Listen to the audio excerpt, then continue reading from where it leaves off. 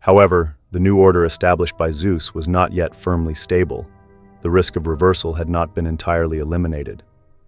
The Earth Mother Gaia was displeased with Zeus's cruel treatment of the Titans. She mourned her first giant offspring who were imprisoned in the abyss. She harbored the intention of one day setting them free. And so, Gaia turned to her children, the Gigantes, the great giants. These were the offspring born from the drops of blood that fell from Ouranos when he was mortally wounded. The Gigantes were monstrous deities of terrifying form, half human, half serpent, towering as high as mountains, covered in thick hair, with beards and locks like a forest. Each step they took was accompanied by ferocious serpents. They were armed with gleaming shields and long, razor-sharp spears.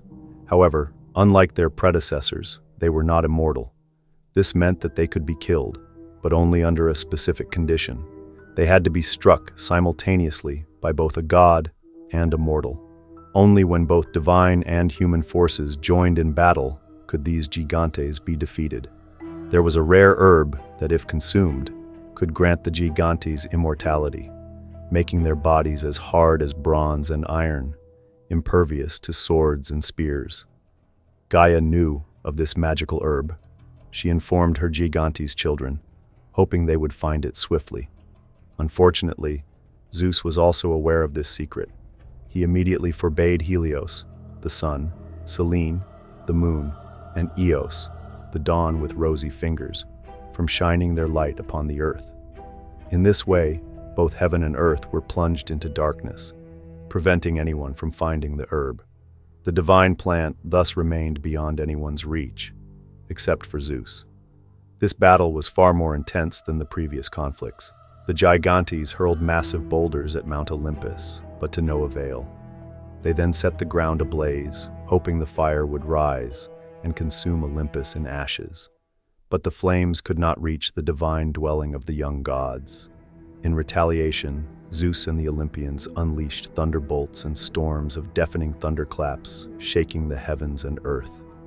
The sky turned black, illuminated only by jagged streaks of lightning, as if the furious eyes of enraged gods glared down upon their foes.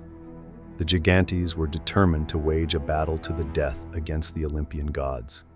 They stacked massive stones atop one another in an attempt to climb the heights of Olympus and storm its peak.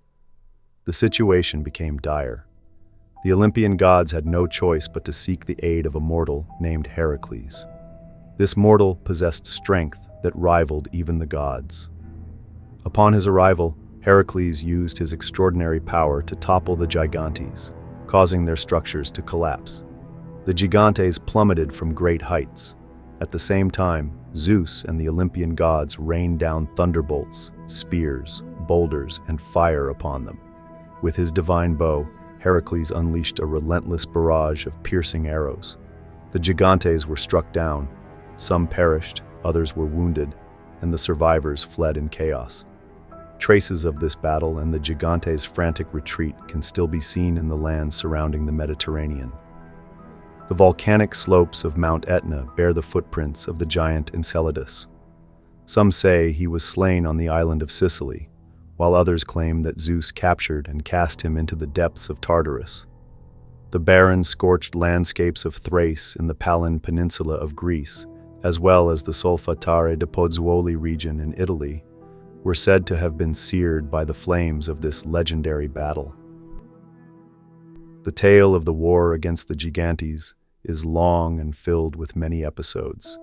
There are accounts of how Heracles and Athena defeated Alcyoneus, how Heracles and Hera battled Porphyrion, who was ultimately struck down by Zeus, how Apollo slew Ephialtes, and how Dionysus vanquished Eurytus.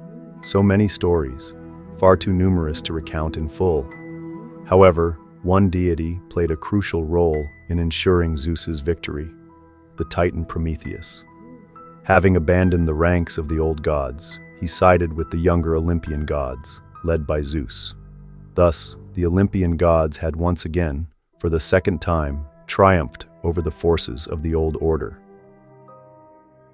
In Indian mythology, there is a similar battle, the confrontation between the god Indra and Vritra.